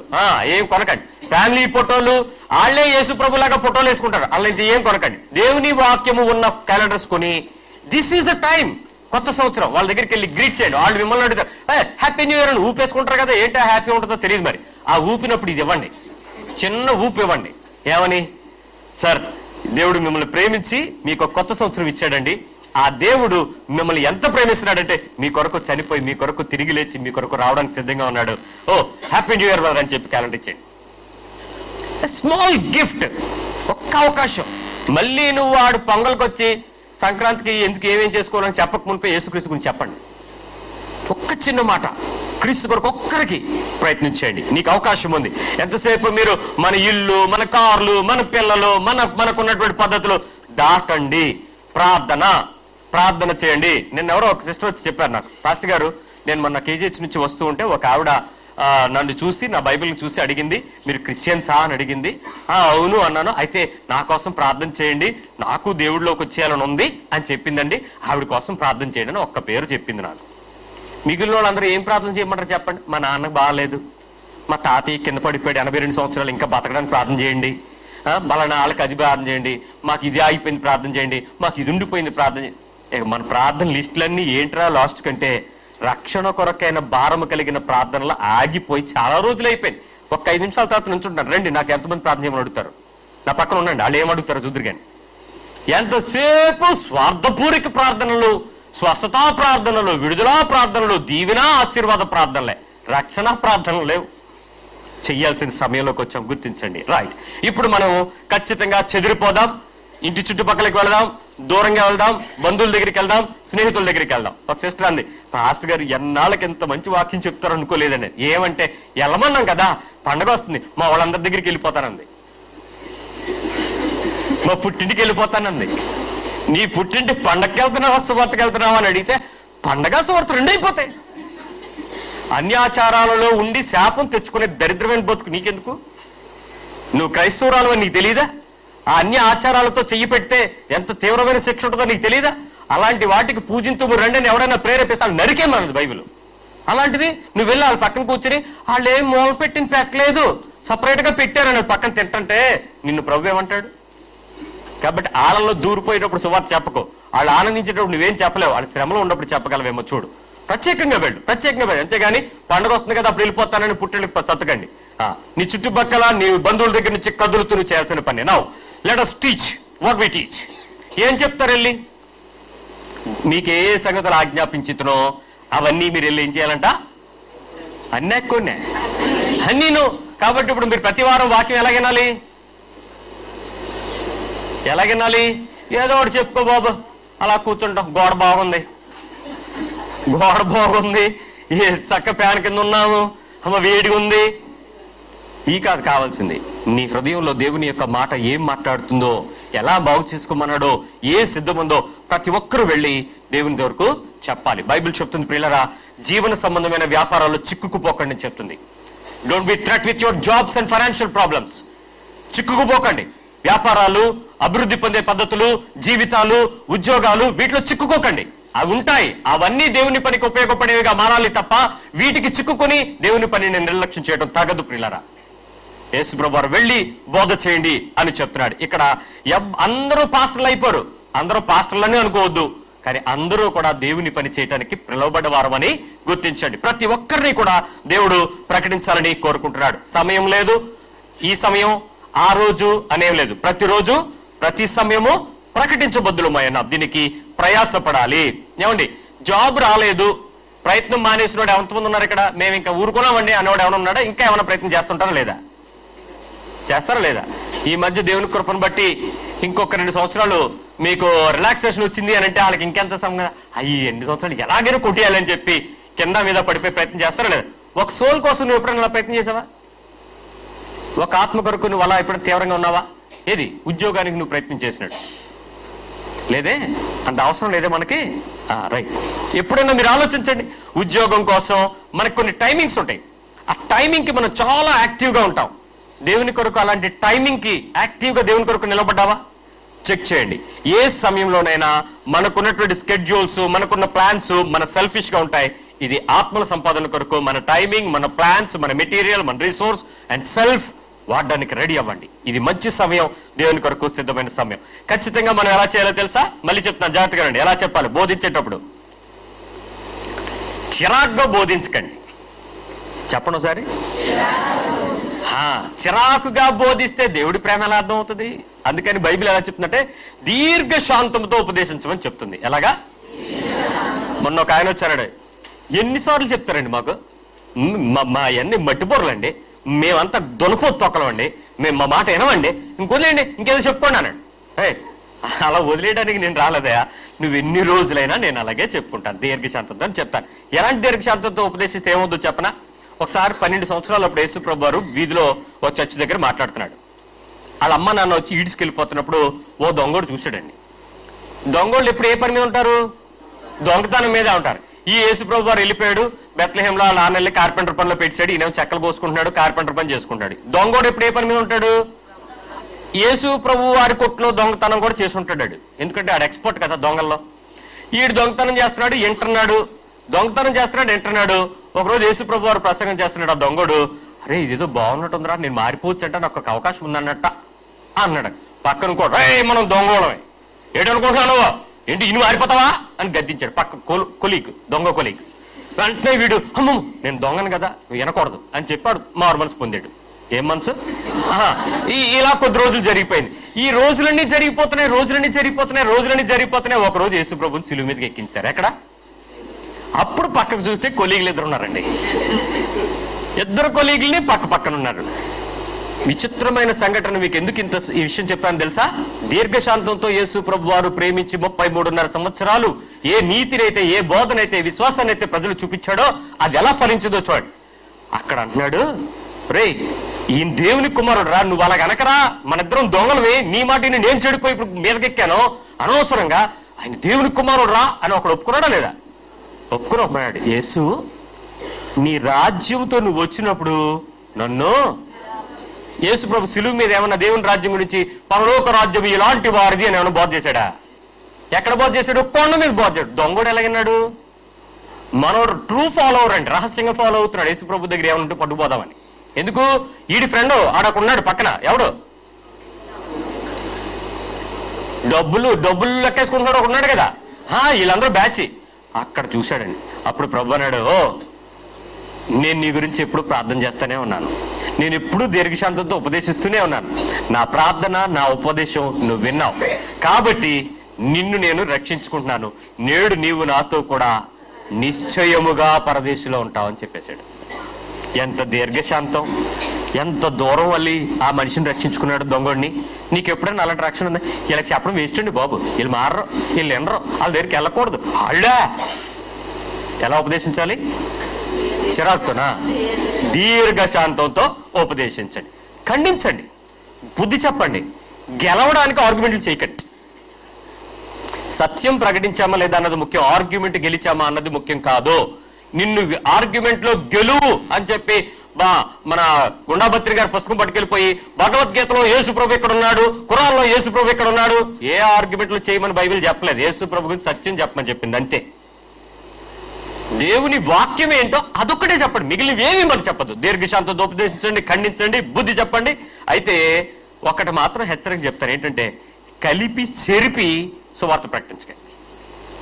మీకు తెలియకపోతే తెలుసుకోవడానికి సంఘంలోకి వచ్చి ఇక్కడ విని నేర్చుకున్నది జాగ్రత్తగా విని 1-4 సార్లు ప్రాక్టీస్ చేసి మీరు సోమవారం నుంచి వెళ్ళి చెప్పండి. అంతేగాని కలిపి చెరిపెడి వారు మనలో నుంచే కొంతమంది బయలుదేరారని బైబిల్ చెప్తుంది. అలా ఎక్కడొక్కడ భిన్న బోధనని కలిపి చెరిపే పద్ధతులను ఎప్పుడు కూడా చేయకండి. సొంత విషయాలలో రక్షణ గురించి చెప్పడం సువార్త కాదు. Don't ever preach your own doctrinal issues. Yesu Kristu గురించినటువంటి చెప్పేది మాత్రమే సువార్త. ఇప్పుడు ఖచ్చితంగా ఇతరులకు చెప్పేటప్పుడు మనం స్వస్థత, విడుదల, వీటికి సంబంధించిన హిస్టరీలు ఏవి కూడా రక్షణ సువార్త కాదు. యేసు క్రీస్తు గురించి మాత్రం చెప్పేదే రక్షణ సువార్త. నిజం తెలుసుకునేటప్పుడు ప్రజలు పాపము నుండి విడుదల పొందేటట్లుగా మనము వాళ్ళకి రక్షణ మార్గం చూపించాలి. సిన్ డెలివరెన్స్ ఏంటి ఇది బోధించాలి. మీరు ఇక్కడ నుంచి వెళ్ళిపోయి విశ్వాసానికి 5 మెట్లు ఉన్నాయి, ఈ 5 మెట్లో మొదటి మెట్టిది, రెండో మెట్టిది, మూడో మెట్టిది అండ్ యేసు ప్రభు తెలిసినోడికి అర్థం అవుతా, తెలియనోడికి అర్థం అవుతాయా? మరి మీరు ఎవరికి చెప్తారు ఈ విషయాలు? తెలిసిన వాళ్ళకి వెళ్ళకండి, తెలియని వ్యక్తుల దగ్గరికి వెళ్ళండి, వాళ్ళతో మాట్లాడండి, వాళ్ళతో చెప్పండి. Feel it is your burden. అది నీ బాధ్యతగా, నీకు ఇవ్వబడిన భారంగా గుర్తించు. యేసు ప్రభు వారు స్పష్టంగా చెప్తున్నాడు, నువ్వు ఖచ్చితంగా వెళ్ళాలి, నేను నీకు చెప్పిన ప్రతి విషయాన్ని ఏం చేయాలి? బోధించి తీరాలంతే. నువ్వు బోధించి తీరాలంతే. ప్రతి బుధవారం మీ దగ్గరికి మిమ్మల్ని తీసుకుని వెళ్ళేది, మీ ఇంటికి వచ్చేది కారణం దానికే. People will come and teach you. వాళ్ళు బోధిస్తారు, వాళ్ళు రక్షణ సువార్త బోధిస్తారు, చుట్టుపక్కల అనేకులకు యేసుక్రీస్తు విషయం తెలియచేయడం కొరకు బోధిస్తారు. ఇది బోధ చేసుకుని నేర్చుకుని తీరాల్సిందే. సంఘంలో కాలమును బట్టి చూస్తే మీరందరూ ఎలా అయి ఉండాలి? ఈ పాటికి బోధకులై ఉండాలి. ఈ బాటికి మనమే కొత్త కొత్త బోధలు తయారు చేసేసిన వాళ్ళం అయిపోతున్నాం. బైబిల్లో ఉన్న విషయాలను బోధించడానికి ప్రభు మనల్ని ప్రేమిస్తున్నాడు, ప్రేరేపిస్తున్నాడు. కాబట్టి స్వంత విషయాలలో సువార్తలు ఆపి క్రీస్తు సువార్తని ఇతరులకు ప్రకటించడానికి ఇష్టపడండి. మీరు ఎంత బాగా చెప్పారన్నది ముఖ్యం కాదు, ఎంత గొప్పగా చెప్పారన్నది ముఖ్యం కాదు, ఎంత భారంతో చెప్పారన్నది మాత్రమే ముఖ్యం. So feel it is a burden. ప్రభు మనకి బాధ్యత ఇచ్చాడు, మీరు వెళ్ళాలి, మీరు ప్రకటించాలి.